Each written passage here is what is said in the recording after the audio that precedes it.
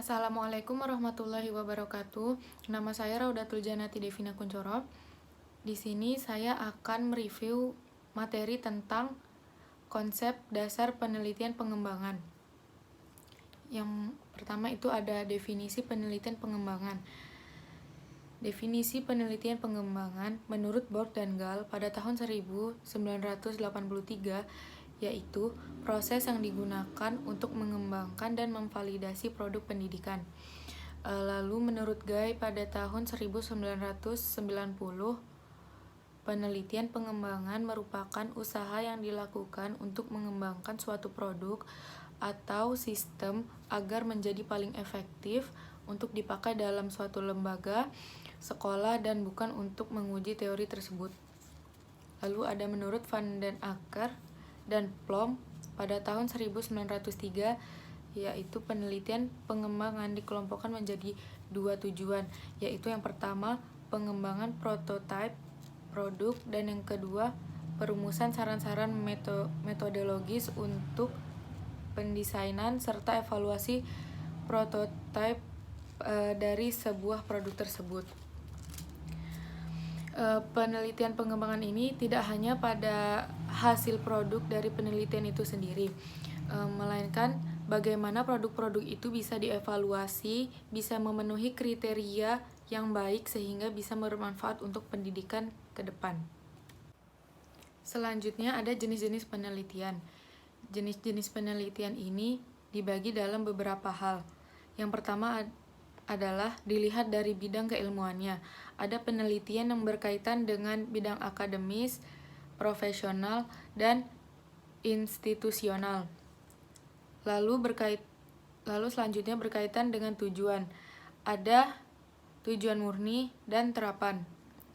Kemudian berdasarkan metode, meliputi penelitian survei, expository, eksperimen, naturalistik, policy research, action research, evaluasi, sejarah, dan research and development. Lalu selanjutnya dilihat dari tingkat eksplanasi. Ada penelitian deskriptif, komparatif, dan asosiatif. Selanjutnya, berdasarkan kurun waktu pelaksanaannya, ada penelitian cross-sectional longitudinal.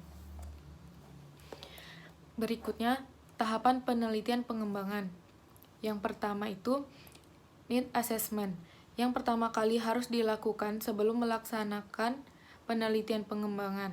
Maka dibutuhkan penelitian analisis kebutuhan terhadap produk atau sistem yang akan dikembangkan. Yang kedua, produk. Menghasilkan produk yang bersifat hipotetik yang selanjutnya akan dilakukan eksperimen. Yang ketiga, applied. Setelah melakukan berbagai macam uji coba produk dan sudah teruji, maka dilakukan applied atau penerapan pada sistem atau lembaga pendidikan. Berikutnya ada metode penelitian pengembangan. Yang pertama ada deskriptif, yaitu mengumpulkan data untuk menganalisis kebutuhan berdasarkan beberapa hal, yaitu kondisi produk, kondisi pihak pengguna, contohnya seperti sekolah, guru, kepala sekolah, siswa, dan lain-lain. Lalu kondisi faktor pendukung dan penghambat, seperti manusia, sarana-prasarana, biaya, pengelolaan, dan lingkungan sekitar. Yang kedua ada evaluatif, yaitu untuk mengevaluasi proses uji coba pengembangan suatu produk. Yang ketiga ada eksperimen, digunakan untuk menguji keampuhan produk yang dihasilkan. Berikutnya ada tujuan penelitian pengembangan. Tujuannya adalah menginformasikan proses pengambilan keputusan sepanjang pengembangan dari suatu produk, menjadi berkembang dan menjadikan kemanfaatan pada situasi pembelajaran di sekolah ke depannya. Sebelum menentukan tujuan dalam penelitian pengembangan, perlu dilakukan dua hal. Yang pertama, mengetahui masalah apa yang akan dipecahkan. Lalu yang kedua, spesifikasi pembelajaran, model soal, atau perangkat yang akan dihasilkan untuk memecahkan masalah tersebut. Adapun tujuan penelitian pengembangan menurut Akker Yang pertama ada kurikulum, untuk menginformasikan proses pengambilan keputusan sepanjang pengembangan produk dapat bermanfaat untuk masa depan. Yang kedua ada tujuan teknologi dan media, yaitu untuk meningkatkan proses rancangan instruksional, pengembangan, dan evaluasi berdasarkan situasi.